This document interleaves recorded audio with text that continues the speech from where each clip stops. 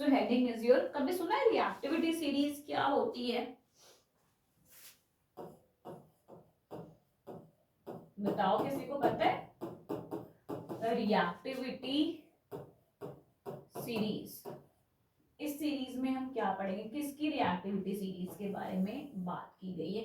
तो ये जो हमारे मेटल्स, नॉन मेटल्स, ये सारी चीजें होती हैं, उनकी रिएक्टिविटी सीरीज के बारे में बात की गई है। नहीं पता?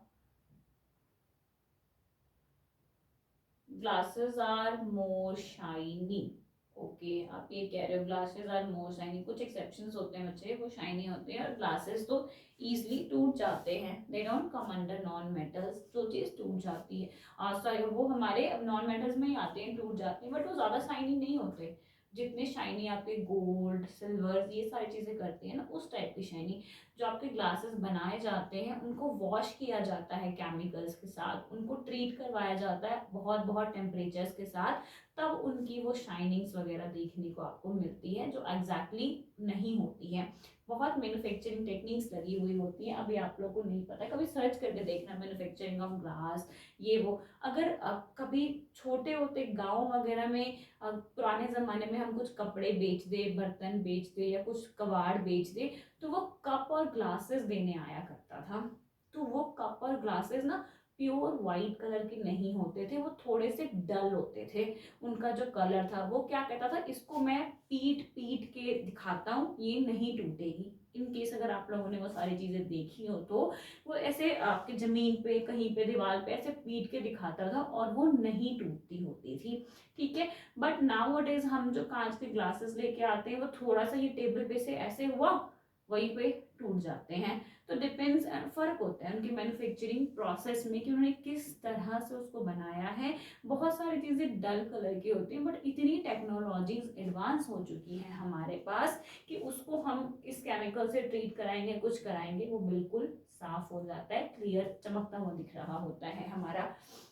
तो हम यहाँ पे क्या बात कर रहे हैं, रिएक्टिविटी सीरीज के बारे में। तो रिएक्टिविटी सीरीज का हमारा क्या होता है, सिंपली इसमें क्या होता है, अरेंजमेंट होती है हमारी मेटल्स की इन अ वर्टिकल कॉलम। तो हम डेफिनेशन लिखते हैं, द अरेंजमेंट ऑफ, ताकि आपको पता रहे,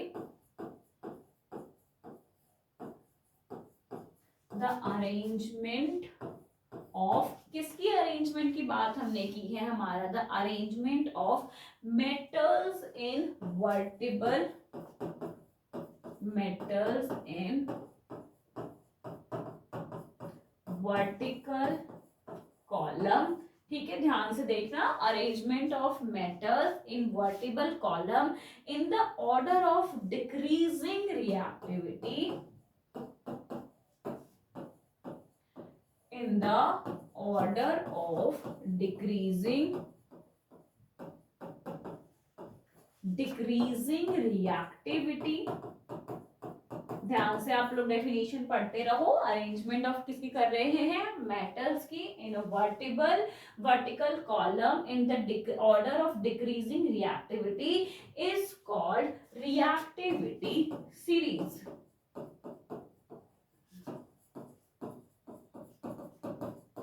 इज कॉल्ड रिएक्टिविटी सीरीज। इसको हम रिएक्टिविटी सीरीज बोलते हैं।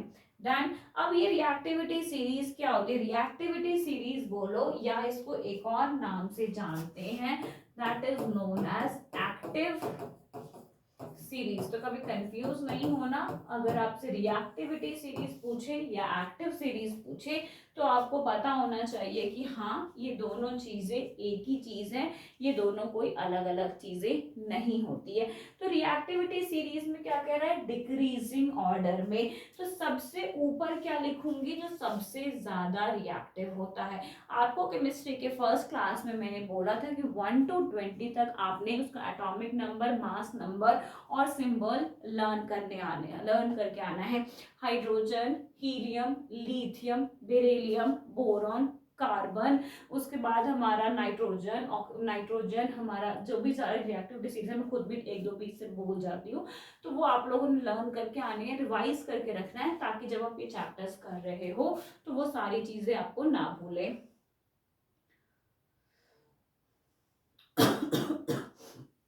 चलिए तो हम रिएक्टिविटी सीरीज लिखना शुरू करते हैं। रिएक्टिविटी सीरीज में सबसे टॉप पे क्या आएगा, पोटेशियम।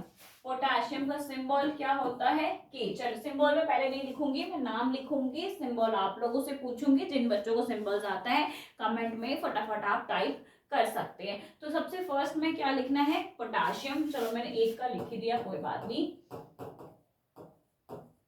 पोटेशियम का सिंबल के होता है, डन। सेकंड पे आ जाओ, सेकंड हमारा क्या है, सोडियम। सोडियम का सिंबल जिसको पता है बताते जाओ। सेकंड आएगा हमारा सोडियम, सोडियम पोटेशियम सोडियम। उसके बाद आपका आएगा कैल्शियम मैग्नीशियम, कैल्शियम मैग्नीशियम। हाँ जी बच्चों, इनको सिंबल्स पता है, सिंबल्स का वो मुझे कमेंट करके बताते जाएंगे साइड बाय साइड कि हाँ इसका ये सिंबल है, इसका ये सिंबल होता है। चलिए सोडियम का कैल्शियम। इसके बाद आएगा एल्युमिनियम,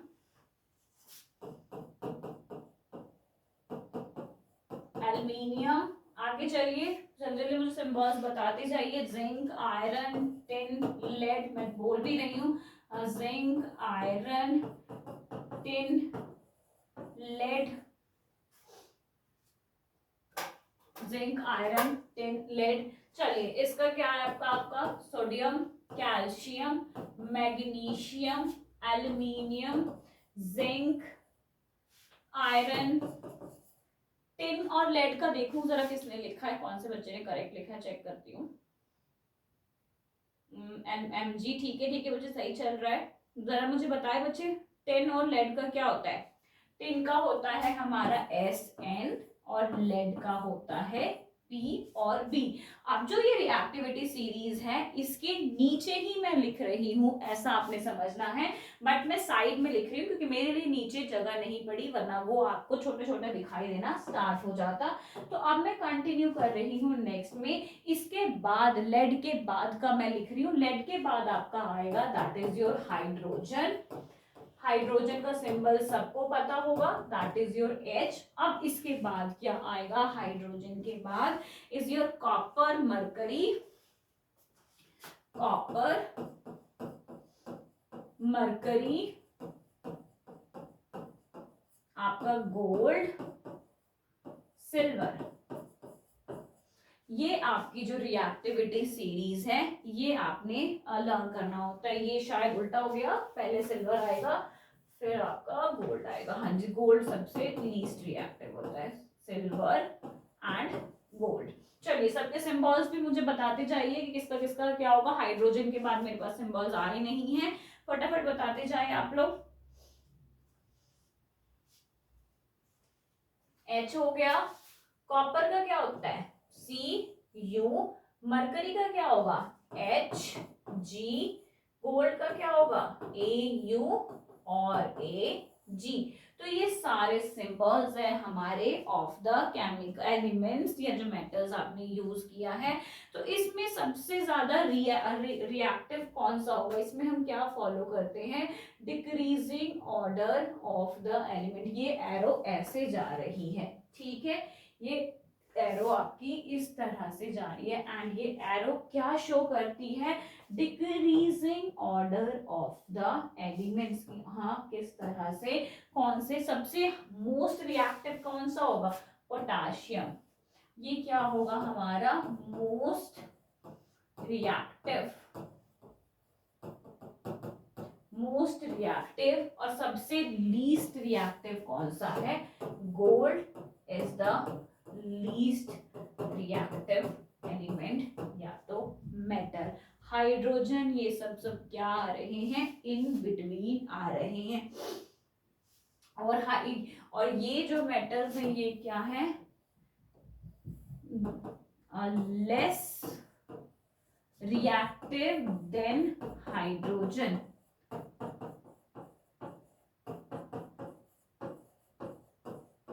ये सब क्या है, लेस रिएक्टिव देन हाइड्रोजन। और दूसरे के लिए क्या लिखूंगी, वो इसके हाइड्रोजन के ऊपर वालों के लिए, इसके लिए जो मैं पॉइंट्स लिखूंगी, more reactive than hydrogen, more reactive than hydrogen. तो ये सारे जो टर्म्स हैं वो आपको एज इट इज लर्न होनी चाहिए, तभी जाके आपको पता चलेगा कि हाँ हमने क्या किया, किस तरह किया। अब ये रिएक्टिविटी सीरीज तो आपने पढ़ ली। अब मैंने आपको परसों पढ़ाया था displacement and double displacement reaction. उस रिएक्शन में मैंने आपको क्या बताया था कि जो ज्यादा रिएक्टिव होगा वो कम रिएक्टिव वाले को उस प्लेस से हटा के खुद जाके बैठ जाता है। जिसका एग्जाम्पल आपको मैंने क्या बताया था कि जैसे ही हम लाइन में खड़े होते हैं, ठीक है, बड़ी लंबी सी लाइन है, कोई आया पावरफुल बंदा, हाँ भाई हम लाइन में खड़े हैं, वो आगे जाके उस लाइन में खड़ा हो जाता है और उसका काम हो जाता है, ठीक है। तो इसको रिलेट करना है हमने अपनी केमिस्ट्री के साथ, और क्या बताना है कि जो एलिमेंट सबसे ज्यादा रिएक्टिव है वो कम रिएक्टिव वाले को डिस्प्लेस करेगा। ये दिख रहा है आपको। अब इसके साथ एक छोटा सा एग्जांपल दूंगी आप लोगों को, जिससे कि क्लियर हो जाए कि हाँ किस तरह से आपका डिस्प्लेसमेंट रिएक्शंस काम करता है, जो मोस्टली रिएक्टिव है या लीस्ट रिएक्टिव है। चलिए एक एग्जांपल के साथ हम समझते हैं। एग्जांपल में आपको मैं लिख के देती हूँ, सोचने दो मुझे 1 मिनट। हाँ, कॉपर सल्फेट वाला CuSO4, व्हाट इज दिस, इसका क्या नाम है, कॉपर सल्फेट। अभी अभी आपने रिएक्टिविटी सीरीज में कॉपर के बारे में पढ़ा है। कॉपर हाइड्रोजन से ऊपर था, नीचे था, ये आपकी जिम्मेदारी है याद करने की। चलिए इसको मैं किसके साथ रिएक्ट करवा रही हूँ, जिंक के साथ रिएक्ट करवा रही हूँ, ठीक है। ये मुझे क्या बना के देगा, ZnSO4 प्लस Cu, ठीक है। ये रिएक्शन आपको दिख रहा है Zn। अब यहाँ पे क्या क्या चेंजेस आपको देखने को मिल रहे हैं, वो चेंजेस आप ध्यान से देखो। यहाँ पे क्या था, Cu Zn, और यहाँ पे हमारा SO4 के साथ कौन आ गया, Zn। चलो भाई पीछे चलते हैं हम लोग अपनी रिएक्टिविटी सीरीज में, और उस रिएक्टिविटी सीरीज में जाके फाइंड आउट करते हैं कि कौन सा जिंक ज्यादा रिएक्टिव है, सॉरी जिंक ज्यादा रिएक्टिव है या कॉपर ज्यादा रिएक्टिव है। चलिए भाई पीछे चलते हैं हम लोग, पीछे जाके ढूंढते हैं जिंक कहाँ है, जिंक ये रहा, कॉपर कहाँ है, नीचे है। तो सबसे ज्यादा रिएक्टिव कौन होएगा, जिंक होगा। कॉपर क्या होगा, कम रिएक्टिव होगा। तो जिंक और कॉपर की लड़ाई हो रही है, तो कॉपर भाई हार जाएगा। क्यों, क्योंकि उसकी रिएक्टिविटी पावर उतनी नहीं है। तो चलिए आगे हमने जो एग्जांपल लिखा उसमें समझते हैं। तो SO4 के साथ कौन था भाई, पहले से कॉपर बैठा हुआ था, जिंक आ गया। मैंने क्या कहा, हम लाइन में खड़े हैं, कोई ताकतवर बंदा आया, वो जाके उसको धक्का, तू भाई हट, मैंने तो यहाँ पे लगना है, ऐसा होता है। तो सेम चीज यहाँ पे क्या हुई, कॉपर, जिंक ने कॉपर को धक्का मार के बाहर निकाल दिया और सल्फेट के साथ खुद जाके ऐड हो गया। तो इस टाइप ऑफ एग्जाम्पल को हम क्या कहते हैं, डिस्प्लेसमेंट या तो डबल डिस्प्लेसमेंट। सिंपल, ये तो एग्जाम्पल हमारा डिस्प्लेसमेंट का है, इसको हम कहते हैं डिस्प्लेसमेंट रिएक्शन, ठीक है, जिसमें बेस्ड किस पे होता है, इसका concept based on reactivity series, जो मैं आपको परसों पढ़ा रही थी। तो कुछ बच्चों को ये नहीं समझ आ रहा होगा, तो मैंने उन्हें बताया था कि जब हम मेटल्स वाला चैप्टर पढ़ेंगे तो वहां पे एक बार रिएक्टिविटी सीरीज पढ़ने के बाद हमने इसको पता चल जाएगा हमारा कि कौन सा कहाँ पे फिट होगा, कहाँ पे बेस्ड होगा। आई होप ये चीज आपको क्लियर हो गई होगी। सॉरी, थोड़ी सी आवाज में कई बार बोलते बोलते प्रॉब्लम हो जाती है। तो बताएं मुझे आप लोग, ये सारा चीज क्लियर है? अगर है तो एक दो एग्जांपल देखिए, मैं ट्राई कर लेती हूँ क्या बनना चाहिए, क्या नहीं बनना चाहिए। एंड आफ्टर दैट आप लोग आज की केमिस्ट्री क्लास से फ्री हो, छुट्टी, फिर कल वापस से मिलेंगे हम इसके आगे के टॉपिक्स, केमिकल प्रॉपर्टीज ऑफ, हम दोनों केमिकल प्रॉपर्टीज करेंगे। चलिए, तो एक एग्जांपल आप लोगों को दे रही हूँ, सिंपल मैं कॉपर के साथ ही दे रही हूँ, सिंपल सेम एग्जांपल दे रही हूँ, CuSO4। आपको अपनी रिएक्टिविटी सीरीज ध्यान में रखनी है, उसके साथ साथ तभी जाके आप इसको सॉल्व कर पाओगे। चलिए यहाँ पे क्या बनेगा ये आप लोगों ने खुद ही बताना है। अब मैग्नीशियम ज्यादा ताकतवर था या कॉपर ज्यादा ताकतवर था, दोनों की धक्के मुक्की होने पे कौन जीतेगा, कॉपर मैग्नीशियम। एक बार आपको चार्ट दिखा देती हूँ, यहाँ पे ढूंढ लो कॉपर कहाँ है भाई, कॉपर ज्यादा ताकतवर है या मैग्नीशियम ज्यादा ताकतवर है, एक बार ये देख लेते हैं, फिर हम आगे चलेंगे। स्टूडेंट्स हमने देख लिया होगा।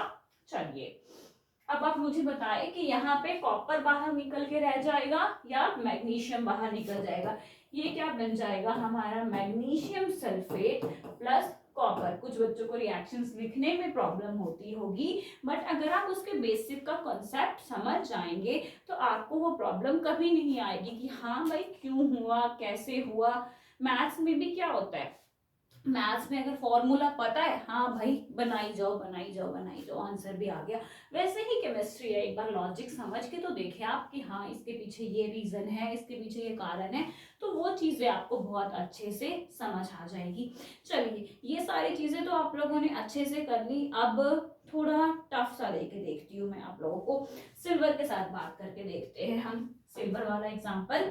एंड टुडे आज का वो लास्ट एग्जाम्पल होगा हमारा। चलिए तो यहाँ पे आप बात करती हूँ AgNO3। AgNO3 को हम क्या बोलते हैं, सिल्वर नाइट्रेट। ठीक है, नाइट्रेट प्लस इसको मैंने रिएक्ट करवाया NaCl के साथ। ये एग्जाम्पल आपका डबल डिस्प्लेसमेंट रिएक्शन का स्टार्ट हो रहा है। तो ये क्या बन जाता है हमारा AgCl प्लस क्या रह गया आपका वाटर NaNO3 सोडियम नाइट्रेट हमारा क्या बन गया, silver chloride plus sodium nitrate. तो यहाँ पे आपने क्या देखना है, यहाँ पे AgCl का क्या बनेगा, प्रेसिपिटेट। कल भी आप लोगों को पढ़ाते वक्त मैंने बताया था it is an example of double displacement reaction. जिन भी बच्चों ने पिछले लेक्चर्स नहीं देखे हैं आप उन्हें देख के आए, वो केमिस्ट्री का बिल्कुल बेसिक था, तब आपको आगे की चीजें और अच्छे से क्लियर हो जाएगी। इसको हम कहते हैं डबल डिस्प्लेसमेंट रिएक्शन, जिसमें हमारा क्या हुआ, सिल्वर हमारा क्लोराइड के साथ जा जुड़ा और हमारा जो सोडियम है वो नाइट्रेट के साथ जुड़ गया। देखते हैं हमारा सिल्वर सोडियम इनमें से कौन सी चीजें कौन से प्लेस पे थी। चलिए सोडियम हमारा सबसे हाईएस्ट रिएक्टिव है, सिल्वर तो कह लो भाई गया गुजरा है। सिल्वर और सोडियम का तो कोई मुकाबला ही नहीं है। वैसे कह सकते हैं खट्टा खट्टा आदमी, एक उसके सामने वो सूखा सा आदमी, उनकी तो क्या लड़ाई, पहले ही खत्म लड़ाई। तो वैसे ही यहाँ पे हुई हमारी, देख सकते हो हमारा जो सोडियम है सबसे हाईली रिएक्टिव है। सोडियम जाके सोडियम और सिल्वर ने अपना बॉन्ड बना लिया कि चल हम दोनों साइड हो जाते हैं, और जो लीस्ट रिएक्टिव वाले हैं उनको छांट ही दिया कि भाई तुम चलो। तो ये था आपका डिस्प्लेसमेंट और डबल डिस्प्लेसमेंट रिएक्शन। ये आपके चैप्टर 1 जो टॉपिक नंबर 1 था आपके सिलेबस के अकॉर्डिंग, उसके कुछ क्वेश्चंस मैंने रिवाइज कराए थे। बाकी आज जो हमने पढ़ा, आज हमारा जो टॉपिक था दैट इज ऑफ योर